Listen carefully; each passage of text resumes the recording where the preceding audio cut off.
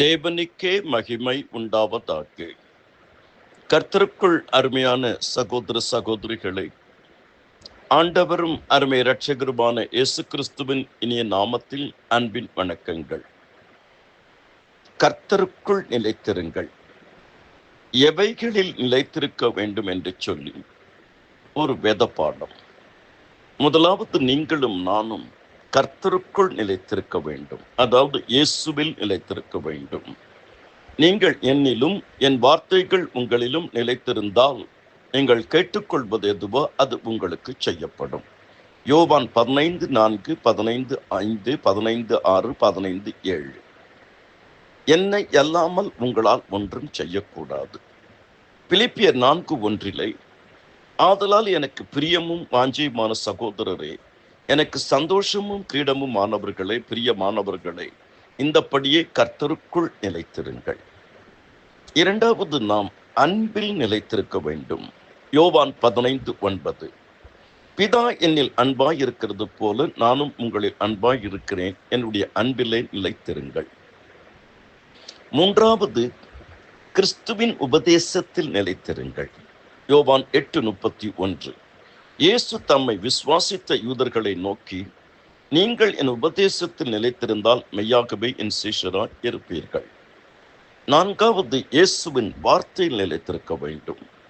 நீங்கள் என்னிலும் என் வார்த்தைகள் உங்களிலும் நிலைத்திருந்தால் நீங்கள் கேட்டுக்கொள்வது எதுவோ அது உங்களுக்கு செய்யப்படும். யோவான் 15:7, 1 யோவான் 2:14, 2 யோவான் 1:9. அடுத்தது, விசுவாசத்தில் நாம் நிலைத்திருக்க வேண்டும். அப்போஸ்தலர் 14:22, சீஷருடைய மனதை திடப்படுத்தி விசுவாசத்திலே நிலைத்திருக்கும்படி அவர்களுக்கு புத்தி சொல்லி நாம் அநேக உபத்திரவங்களின் வழியாய் தேவனுடைய ராஜ்யத்தில் பிரவேசிக்க வேண்டும் என்று சொன்னார்கள்.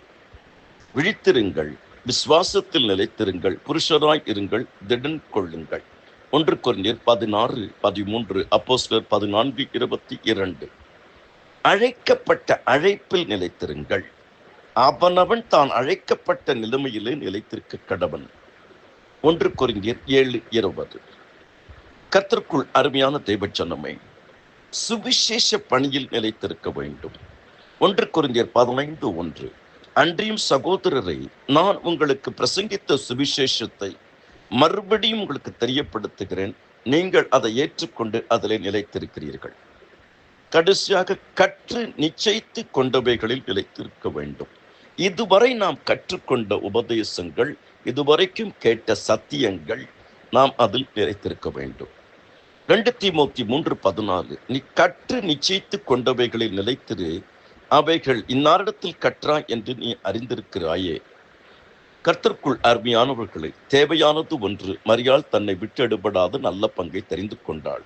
கர்த்தர் உங்களை அபரிவிதமாக ஆசீர்வதிப்பாராக. ஆமென்.